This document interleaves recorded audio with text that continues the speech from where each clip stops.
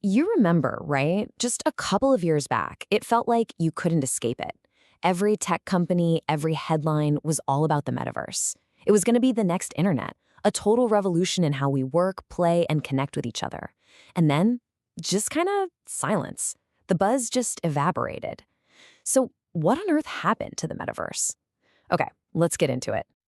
So, you got to understand, before this was some corporate buzzword, the metaverse was a science fiction dream.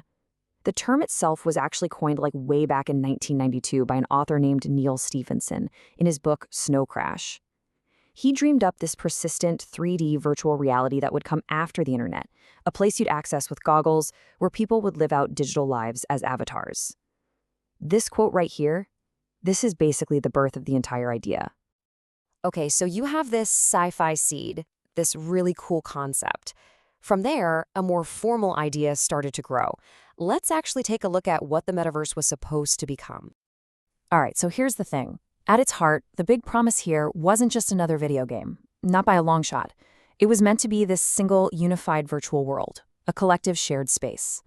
The idea was that you'd actually be in it, not just staring at a screen, interacting through your own avatar. And the really crucial part? It was about building a genuine virtual society with its own economy and its own social rules. And, well, with a vision that big, you just knew it was only a matter of time before big business saw massive dollar signs, and boy, did they. That kicked off what was basically an unprecedented corporate gold rush. Now, this wasn't totally out of the blue.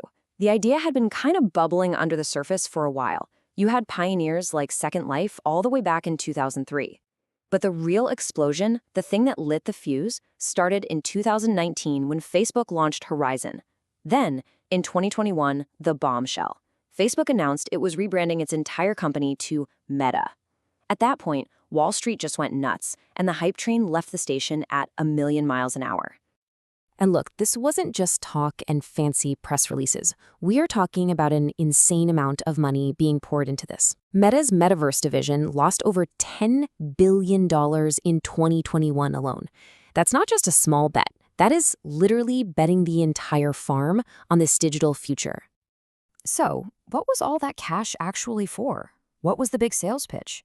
Well, the promise was this incredible, almost utopian digital frontier.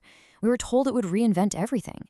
Work meetings would be immersive, education would be interactive, you could attend a concert with millions of other people, or even walk through a house for sale from the other side of the planet. The possibilities seemed absolutely endless. But then, that beautiful, grand sci-fi dream ran headfirst into a brick wall of very harsh, very real problems. And this right here is where the whole thing started to unravel. Okay, so just to be super clear, let's remember the promise.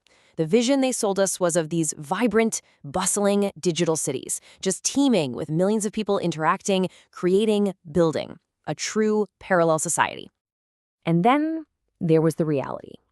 On one particular day in 2022, Decentraland, a flagship metaverse platform with a billion-dollar valuation, reportedly had just 38 daily active users. 38.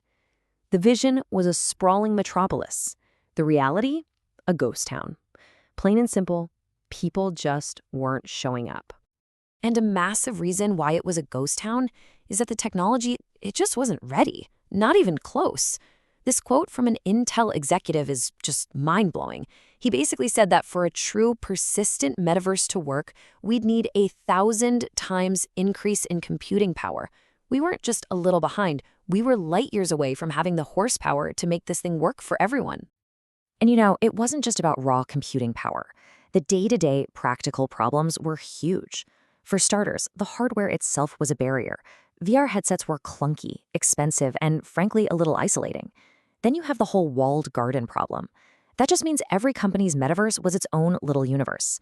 You couldn't take your avatar or your digital stuff from Meta's world over to, say, Microsoft's.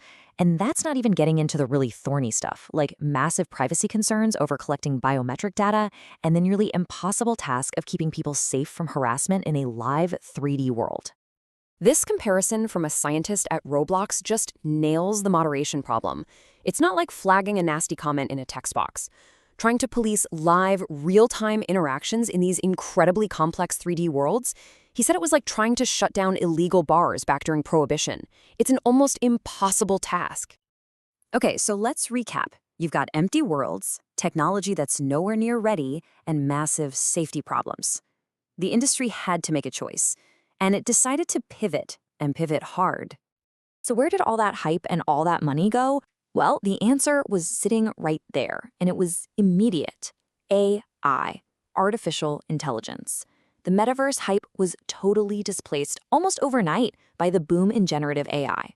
Suddenly, the entire conversation in Silicon Valley, from boardrooms to venture capital, switched to the new hot thing. And if you're looking for the exact moment the music officially stopped, it was probably in early 2023. The guy who literally renamed his company for the metaverse, Mark Zuckerberg himself, announced that Meta's new big focus wasn't the metaverse anymore. It was AI. And that pivot wasn't just a press release. It had very real human consequences. The very division that was supposed to build this incredible future, Reality Labs, was hit with thousands of layoffs. It was the clearest signal you could possibly get that the all-in bet was now officially off the table.